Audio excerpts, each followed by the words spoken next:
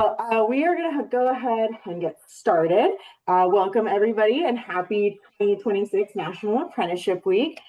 This week is really dedicated to celebrating registered apprenticeship and apprentices nationwide. And in this case, we are celebrating our BRIC Foundation Apprenticeship Program within the creative sector. So I'm going to go ahead and share my screen. We have a quick presentation that myself and my colleague Chloe are going to go through. And really, this is just an info session talking about BRIC's apprenticeship program. If you have any questions while we're going through, please feel free to use the Q&A function and go ahead and add your questions there. And then at the end, we will go ahead and respond to them. But then once Chloe and I are done with our presentation, we will hear from 3 of our apprentices. We'll just do a brief moderated conversation, but if you also have any questions for them, feel free to put that in the Q&A and we will get to that in the end. And with that, I will go ahead and get us started. So this is who we are. I will introduce my apprentices afterward, so we can just breeze through this presentation. So what is BRIC's Apprenticeship Program? So BRIC's Apprenticeship Program is a federally and state recognized program that combines paid on-the-job training. It's a minimum of 1080 hours in California and 2,000 hours in Washington, if we have any Washington state-based people on the call. But it combines the training with job-related academic instruction, which essentially means that if you need to train in a specific thing, or if your employer feels that you need to hone certain skills, BRIC is able to provide you with classes so that you can excel in those areas. And then BRIC's apprenticeship program also combines mentorship, because we all know that having a mentor to help you with professional development, career development is super important in your career. So BRIC really strives to pair people either in a mentorship circle or with a one-on-one industry professional. We do work with people ages 18 to 24 or veterans or justice impacted individuals, and overall wanting to help people obtain access into these entry-level careers. And Chloe, I will toss it to you to talk about eligibility. Thank you, Sochi. So who is eligible to apply for our apprenticeship program? It is current California residents as well as Washington, since we just started our apprenticeship there. Youth ages 18 to 24 and turning 24 by January 2026 or 25 by January 2026, or veterans or justice impacted, which are formerly incarcerated individuals. So if you are outside of the age range of 18 to 24, you can either be a veteran or justice impacted. So the age requirement doesn't apply to you if you're one of those two things. Authorized to work in the U.S., either U.S. citizenship via a green card or naturalized. And finally, depending on whatever track you are applying for, you should have foundational knowledge within that career track. I will also add that even if you don't meet the 18 to 24 or a veteran or justice impacted, we still encourage people to apply, because oftentimes we do have other opportunities that arise, maybe not apprenticeship, but could be other job opportunities. So if you would like to apply, that is available. And here is a list of our current career pathways. So these are the options that you have if you're applying to apprenticeship. Our apprentices will, when we talk to them, they'll tell you what their tracks were. But we have CD generalists, which is animator, rigging, or modeling, concept art, or visual development, graphic design, marketing / events coordinating, production / project manager, storyboard artist, or revisionist, tech artist, UX, UI, and then a visual effects artist, which I think we also include digital effects in our visual effects track as well. So if you're applying to one of these, again, just have some foundational knowledge in whatever pathway you select. And it's also important to note that for a lot of these, portfolio is key. So when you submit, it is really important that you have a good portfolio for us to be able to review. So these are some of our related supplemental instruction and training partners. So when I was talking earlier about the academic training that we provide, these are some of the institutions and community colleges that we partner with to be able to provide our apprentices with industry skills training. And these are some of our employer partners who we have successfully paired some of our apprentices at. Chloe, I believe this is you. No. It's not. Sorry, I can't see whose name is on the slides. Anyway, so gathering your application. So if you are interested in applying and you are ready to go, so here's what your application needs. So an origin story where we want to you should highlight an empowering perspective. Excuse me. We want to know what makes you unique, what makes you stand out. A resume, 1 page, please, detailing your work, education, and any experience you have with certain software tools. Any certifications you have is also very helpful. If you've applied for any of BRIC's digital badges and received, please feel free to also include that in your resume. We also ask for a link to your portfolio if you are applying to any of the artistic and portfolio-based occupations. If you are applying to the marketing or special events one, it's up to you if you have a portfolio of maybe decks that you've put together for class or other clients that you worked for. If you've done events, like other special events, if you've done weddings or something, or if you've actually put on things maybe a little bit smaller scale like Coachella, you can also include pictures of those events, budgets that you've done, etc.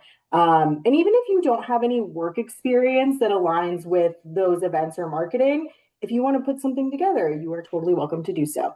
And then a cover letter or a video recording explaining why you want to be a part of BRIC's apprenticeship program. You have the option of doing one or the other, so it is completely up to you which you feel more comfortable with.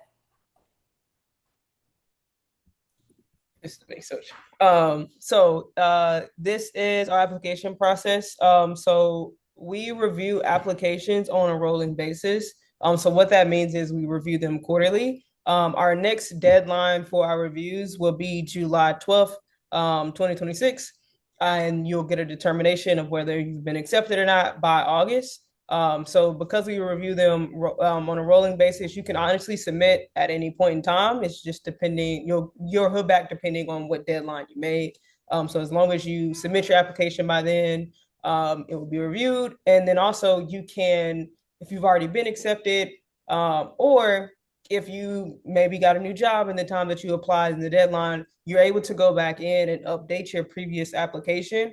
You can do that at any point in time. So if you, let's say, submitted on July 5th, and then you landed a role on July 8th, and you want to include that, it will still be in the same application that will be reviewed on the 12th of July. And if you look at this chart below, this also kind of outlines our submission deadlines and determinations for the rest of 2026.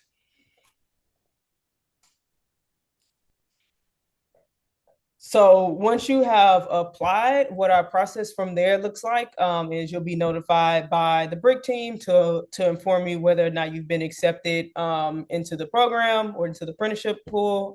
What that means is once you're accepted, you're placed into our candidate pool.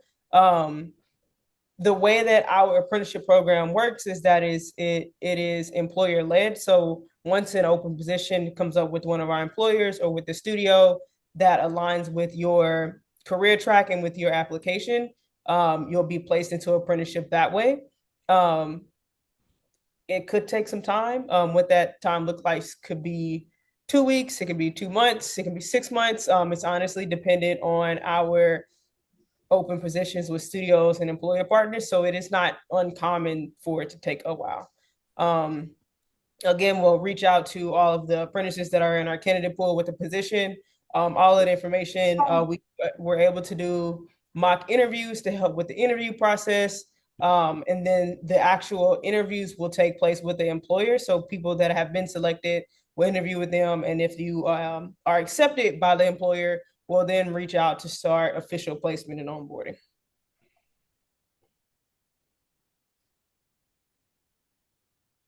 Commonly asked questions. What if I don't live in California or if I'm older than 24? Right now, our grant requirements, this apprenticeship is limited to current California residents or Washington, because we do have apprenticeship in Washington now. Youth ages 18 to 24. But as we mentioned, if you're older than 24, you can be a veteran or just as impacted. And as Sochi mentioned, if you're older than 24, still apply just in case something comes up that's available for apprentices, and you'll be added into our general talent pool. if you applied last year, do you have to apply again?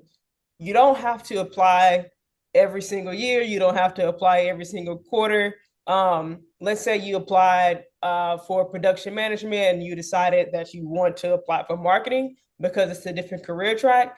Yes, you would have to apply again. But if you are applying for production management and you've already been accepted into production management, you can just continuously update your application. If you have new gigs, if you updated your resume, if you updated your portfolio, we'll update that based on your acceptance that you previously used to be accepted with. Um, how long does the program last? It's a 12-month program with 144 hours of related supplemental instruction. So what that means is, for example, if you are a marketing apprentice, you're able to take courses that are aligned with what it means to be a marketing apprentice. So that could be like a marketing course, a PR course, for example, where they're whatever follows that track. You can take them obviously free of charge for your program at any of our partner educational partners. So whether it's a community college, whether it's an online course, it's kind of dependent on your interest, your background, and the courses that you're interested in taking. You get ongoing mentorship throughout the duration of your apprenticeship program, and at least 6 months of on-the-job paid training, whatever you have in place for your apprenticeship program. We do a competency-based model, so that time span can be dependent based on your employer assessment. You may get more than 6 months of on-the-job training, but you do get a minimum of 6 months. Will this be virtual or in person? That's also dependent on your employer's needs and how they have outlined the role for their apprenticeship program. Your RSI is a little bit more flexible because it is dependent on the apprentice and what course they choose to take. So it can be virtual, it can be in person, or it can be hybrid. Amazing. And our last few questions that are frequently asked, excuse me, can I apply to more than one track? Yes, absolutely. As long as you make sure that your application and portfolio are specific to each track that you are applying to. Do you have to be a student to apply? No.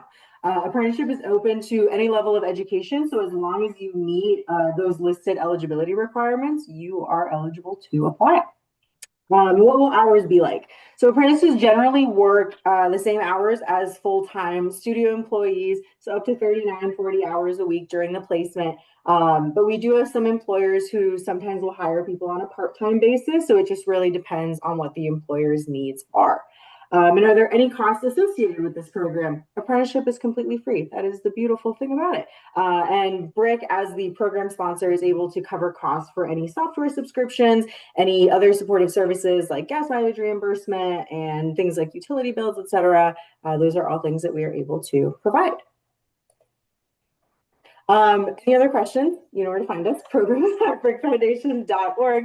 But with that, I want to go ahead and pass it to our lovely apprentices, which I'm going to go back. You can see their beautiful faces. And I'm sorry, I forgot to introduce myself when I jumped in. My name is Sochi. I am the Director of Workforce over at BRIC. With that, Jade, can I toss it to you to give us your name, your apprenticeship occupation, and where you work during your apprenticeship? Yes. Hi, everyone. I'm Jade.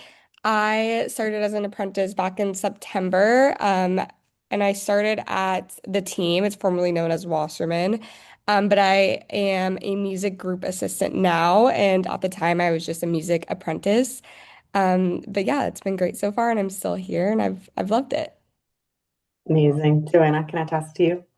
Yes. Hi, my name is Joanna. So I actually started my apprenticeship in October of 2024. I was placed in Paramount as a production management trainee. So it luckily transcribed to being an executive assistant in production, still at Paramount. Except I transitioned over to from scripted production to unscripted production. So yeah.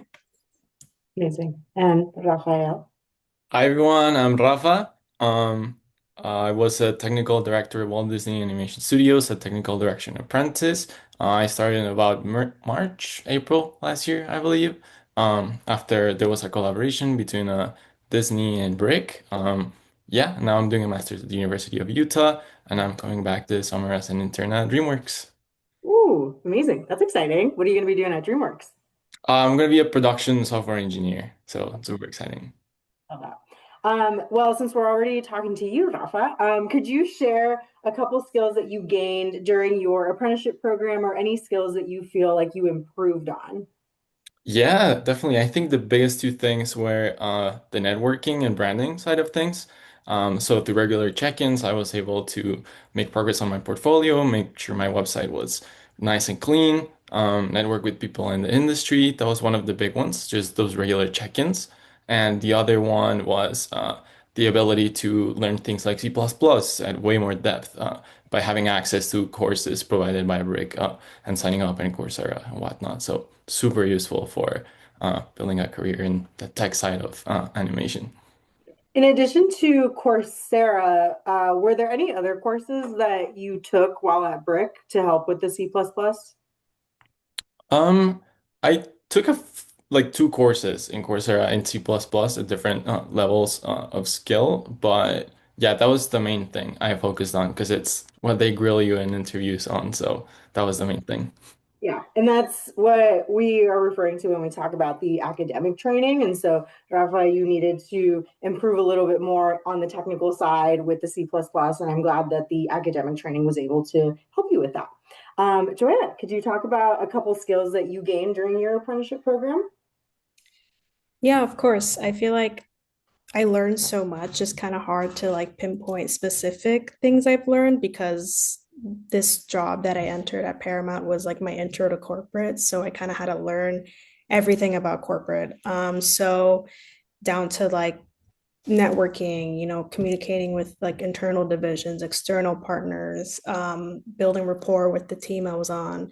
A lot of it had to do with just learning how to navigate that, but also making sure that I'm standing out and, professionally showing that I would be able to, transcribe these skills into like a full-time role if given the chance.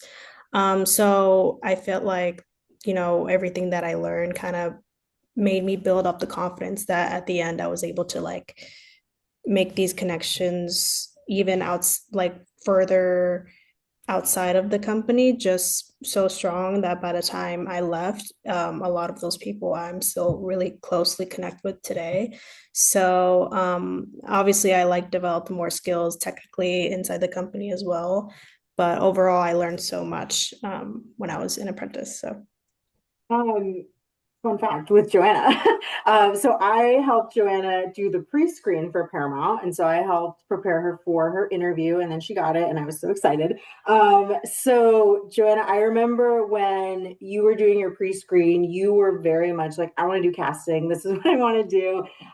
Do you feel like while you were at Paramount, there were opportunities to explore that continuous fascination with casting, but also other careers? yeah, of course. The cool thing about being in just like a studio in corporate is that since this is essentially similar to basically being an intern almost because you're being placed into a team and then you're learning on the job. So you get to really do so many things when you're training. And that comes with, communicating and learning about all the production teams at the studio that you're working at. So I was able to meet with so many people who worked in talent and now they have a casting department. So casting. And what's cool is that you're able to like do one-on-ones, coffee chats, because you're in the company. So take full advantage of that. And I did. So I was able to connect with so many people that were specifically in the realm of casting, talent, representation, and stuff like that. So yeah, I would say I was able to really delve and learn more about casting and all that stuff in relation to it being tied to a studio. So yeah, there was many opportunities to learn more about it. And I just want to add the difference between an internship and an apprenticeship program is with an internship, it's typically about 6 to 8 weeks, depending on the company. And oftentimes, internships at larger studios and companies are for people who have or going through a 4 year degree, which not everybody has access to. So with apprenticeship, it's a minimum of 6 months, can be up to a year at a company. And it's for people who are on alternative pathways in their careers. So Jade, would love it if you could talk about some of the skills that you learned when you joined the team. I have to Yeah. get used to saying that. I know I'm also not used to calling it the team either, so I apologize if I accidentally call it Wasserman, but I think the main thing that I learned, well, I started this apprenticeship basically after graduating from school. And so I think the time management, I mean, I went from being a full-time student to full-time in the workplace and in this industry and entertainment in general. It's definitely a very high volume of stuff that you're dealing with every single day. And just learning how to fit it into the 40 hours of the week was a big thing for me that I wasn't used to. But besides time management, I think another one that was huge that I really took advantage of through my apprenticeship was just improving my communication skills. I mean, not only did my communication skills greatly improve in person, when, communicating with the BRIC team, with Nicole, with Sochi, with Chloe, with my mentor, but also just internally too. I mean, at my company, at the team, I'm constantly interacting with people from all different levels or all different points of their career, everything from executive vice presidents to interns at the company and everything in between. And so just learning how to effectively communicate has been a really big one for me, that I feel like I've greatly improved on in the last 6, 7 months of being a part of this apprenticeship. Yeah, and especially in everybody's career, there is always going to be different personalities, different ways that you have to tailor your communication styles. And so I think that that's great that that's one of the skills that you were able to grow in. And the time management thing, because going to school, you have your calendar. I'm a big Google Calendar person. And so you have your Google Calendar and you have block like class A, class B, class C. But when you go to work, you have your 9 to 5. And in the music industry, you have many hours outside of that. And you have to figure Yes. out that work-life balance and what does that look like? Cool. So I want to transition to talking about supportive services. So what I mentioned earlier was within apprenticeship, we like to look at our apprentices holistically. So not only making sure that you are succeeding professionally at your job, but also personally, if there's anything that you need help with, because sometimes people don't have access to transportation. Sometimes people don't have access to paying for certain bills or getting access to tools and software and resources. So I would love to toss it to Jade. If you could talk about any supportive services that you utilize as part of BRIC's apprenticeship program, but also talking about that case management that we were able to give you with Angie or with anybody else on the BRIC team. Yeah. Um, so my mentor, her name's Angie. I've been meeting with her about every 2 weeks since September, and it's been great. We do biweekly check-ins, and I still look forward to our biweekly check-ins. It's been amazing. I think thinking back through my time as an apprentice, meeting with Angie helped in like so many ways. First of all, of course, just whenever for a while, I was kind of up in the air about what I wanted to do in my career. And I felt like I didn't really have anyone that I wanted to talk to at work because I was still new here. And I don't know, that's kind of weird to bring up to your team at work. And Angie was definitely a great resource to be able to just kind of be honest with and talk to her about different career paths that I was interested or how things were going on my new team that I switched to, or just anything that I didn't necessarily want to or feel comfortable talking about with my coworkers. Another amazing thing I've recently did, kind of just like it was almost like a 5 year plan with Nicole and Angie, just kind of talking about like what I want my future to look like. And basically, it started off with Nicole and Angie asking me what my biggest dreams were and what I wanted to accomplish. And then from there, we kind of made this entire plan of like, what are the resources that BRIC can provide me, or what are things that I can be doing to kind of help me get there.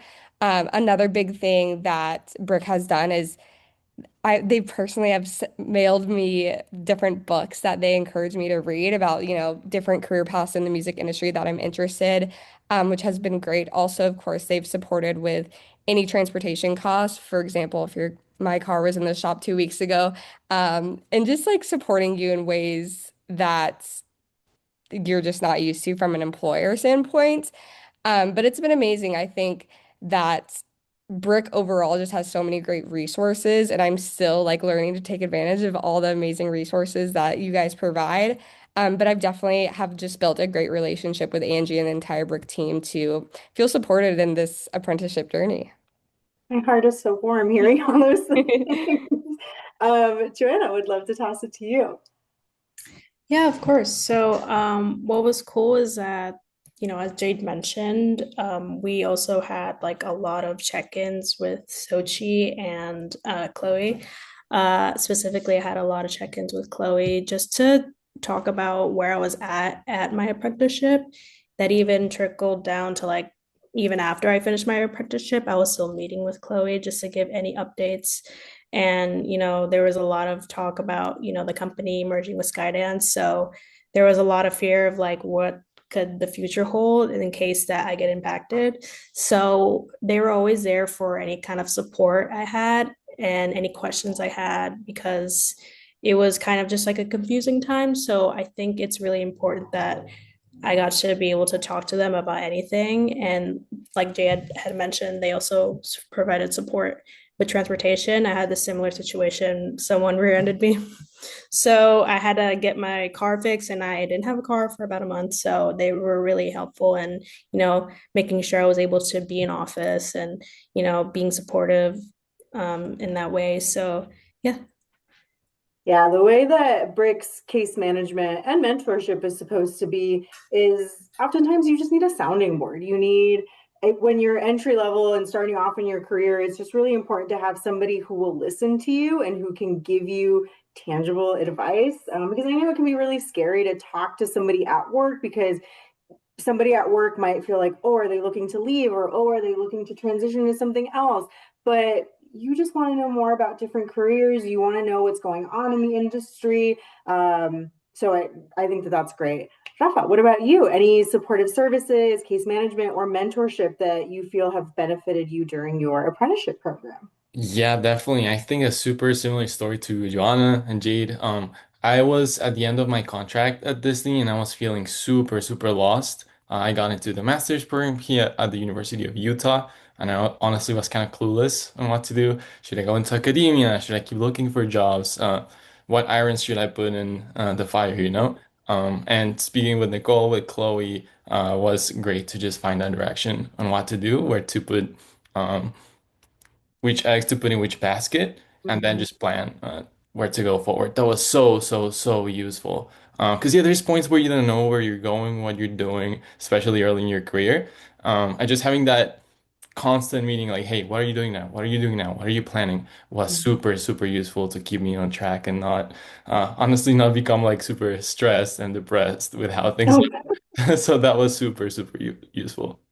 yeah, we don't want the stress and depressed. Yeah. One of the cool things about BRIC's apprenticeship program is that once you're done with your training with your employer, once you're done with your academic training, you're kind of stuck with us for the next 2 years. And that's what Joanna was mentioning, that even after she was done with all these things, we still meet with Joanna either on a monthly basis or whenever she wants to talk to us. And we provide that to our apprentices for 2 years after you are completed with your apprenticeship program. Um, okay, so I want to ask all of you, what advice would you give to anybody in the room who is looking to apply to BRIC's apprenticeship program? What would help them stand out to BRIC staff, to any employers who are looking at their portfolio pieces, their resumes? Yeah, any general feedback, and anybody could go whenever they want. I can go really quickly. So I had a little bit of a different experience, but a few things I think when it comes to applying in the application process, my biggest piece of advice is to kind of find your golden nugget, find what like makes you passionate and what's the thing that you could talk about for hours and hours and you could give a TED talk on and you just get so excited to talk about it. For me, in my case, that was music and live events. So if someone asked me about music festivals and concerts and live events, that was kind of my golden nugget that I loved to talk about. So I would say when it comes to the application, really make sure that you kind of find whatever that is to you and just really capitalize that on show the people who are reviewing your application, how much that means to you and how passionate you are about that. And then my second piece of advice, this is kind of more for the interview process. But I think a lot of times, tons of applications just, I mean, every application gets reviewed, but obviously tons and tons of applications and resumes are getting submitted. So I think if you make it to an interview process for any job or any apprenticeship program, I think just a little reminder is to just know that if they're willing to interview you, then you are definitely capable of doing the job. So just having that confidence in your interview and knowing that they saw your resume and they thought that you were capable and could be successful in this position. And so it's just like a good little reminder going into interviews that kind of keep your confidence up and kind of I don't know, it's just a little trick that I use and I think it's been pretty successful. Because I mean at the end of the day, they're reviewing hundreds and hundreds of resumes and applications. So if you made it to that next point, you should feel proud of yourself and just confident in yourself and just go crush the interview. To that point, I think it's really important to be proud of yourself that you made it to that interview stage. Like, 100%. don't downplay that. Because I know oftentimes before an interview, you're so nervous and you're like, oh, what's going to happen? What if it doesn't go well? Just telling yourself, like, you made it this far means something. They like something about your resume, about your video recording, your portfolio. So hold on to that piece to give yourself that boost of confidence. I love that you said that, Jade. Joanna, Rafa, either of you want to go either about your application, your interview, your pre-interview? Yeah, I mean, just to, go off of what Jade was saying, I completely agree with all her points. I think it's just important to display whatever you're applying towards, just spitball on your application, but obviously make it, eligible and like readable. And I think it's also important that, in whatever way you're applying, just make sure that you have kind of like an understanding of how you're being presented, like your story, but also how that connects to this role you're applying to. Because it's just important to put everything, because like Jade mentioned, everyone, they're reviewing tons of applications. So this is your one chance to just kind of show like, I can do this and here's why. So just display all the things that you're passionate about, but also your strengths and how you could, leverage whatever experience you have from, either previous work experience or at school, and like any kind of experience that could apply to this role. Just make sure to make that, eligible and like in your application. But yeah, I do agree about the interview. I tend to be the same way. Sometimes I'll like enter interviews super nervous, but also it's also a reminder that they really saw something and they saw that you could do whatever you can do based on the qualifications that they're looking for. So just be confident and just to talk passionately, but also use a star method if you have trouble of answering some questions. But yeah, just overall, just be confident and, posting your application down to like the interviews that you do. And yeah. Yeah. And I wanted to add what you said about storytelling. Everybody in this room who is watching this panel is a storyteller. We are all artists. And so use that to tell a story in your interview. Who are you? Why are you coming to the table? What makes you passionate about this role? And what experiences can you bring? What skill sets can you bring into the role to be an asset to the team? So I love that you said that. And Rafa, we're going to end with you. Yeah, I think something a lot of people don't realize is how much luck is involved as well. I have a story from a friend who got an opportunity at Pixar as a shading technical director, because back in the day they were starting to work in the movie Cars. And before that, just by a random chance, he was working in a project called car paints and different kinds of car paints and how they could be applied. So the timing was perfect. They were looking for someone who could do paint for cars and shading and the code for that. And then he applied and got the opportunity, right? So I think you shouldn't beat yourself up if something doesn't work out. It's more about just keeping going and eventually the right opportunity will come with your specific skill set. And then that's the second point, a specific skill set. This is something super hard at the beginning of a career, which is choosing what to do and finding like an archetype of who you are. Am I a people's person? Am I a technical person? Am I in the middle? So I could be a TD, creative and also technical. Finding like your general direction archetype, and then finding a role model, a figure, a mentor who has already walked that path before and can give you like a step-by-step guide on how to get wherever you want to go.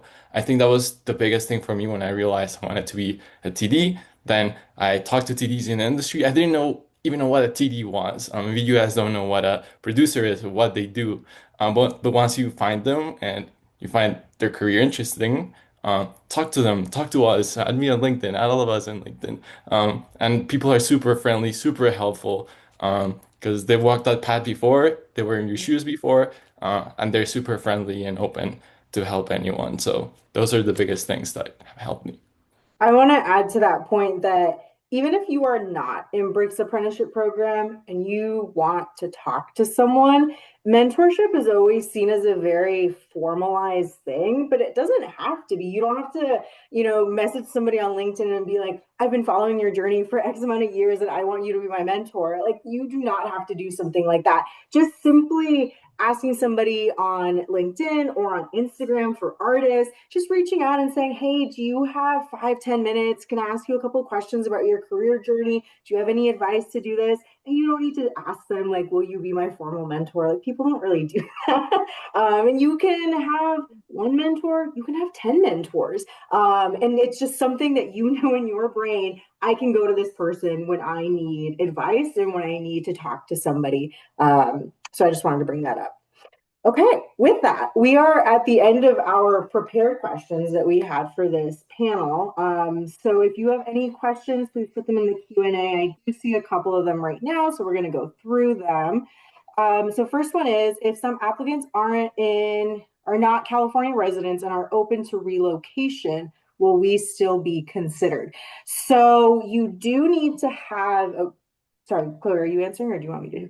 Oh, sorry. You do need to have a California residency address when you are being considered for the apprenticeship program. I know that you might be considering relocation, but we do just ask that you have that California residency when you apply. Question from Alyssa. If we have an updated portfolio, should we apply again or contact someone about the update? Chloe, would you mind answering that question, please? Yeah, so you are able to just go, if you go back to the BRIC website where you initially applied, there's a link that asks like new application, and then there's another one that says update existing application. Use the update existing application, and you don't have to fill out everything. You can just fill out what you want to change. So if you just want to update your portfolio, delete whatever previous link was in there and add the new link.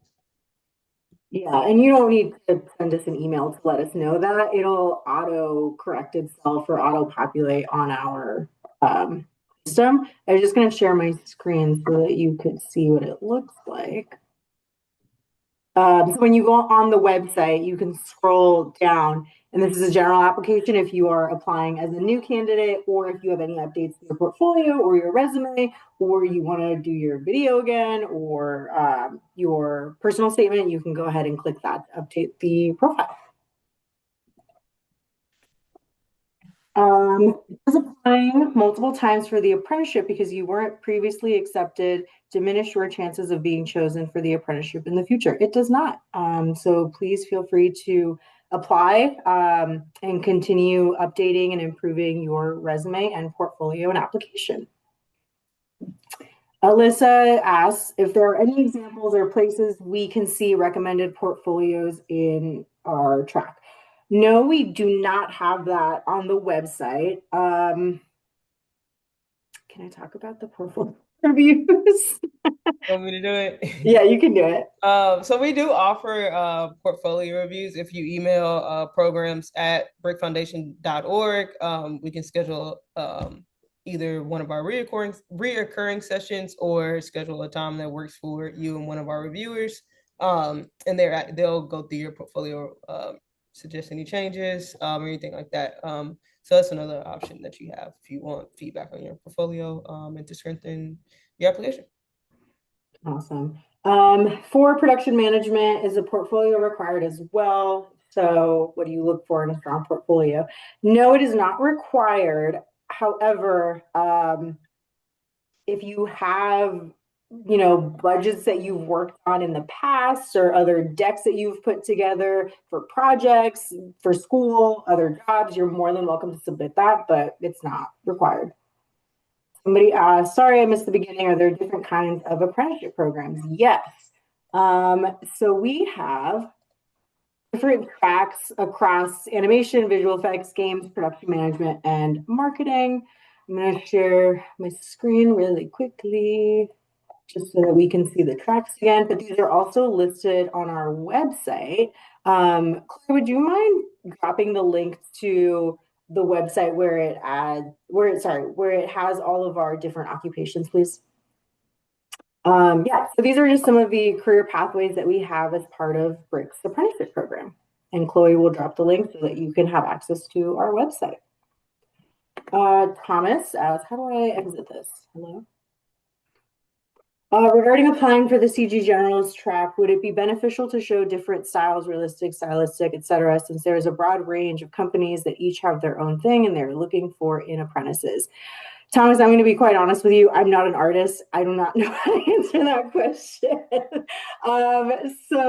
And Chloe also is not an artist in that regard. So I encourage you to email that question to programs@bricfoundation.org, and somebody on our team will be able to help you out with that, with more specific portfolio related questions. Somebody asked, if I'm turning 25 in May, am I still qualified to apply for this year's program? So if you apply before you turn 25, yes. But after you turn 25 and say if you are still in the pool, even after you've turned 25, but you applied before you turned 25, you can still be considered for an apprenticeship program.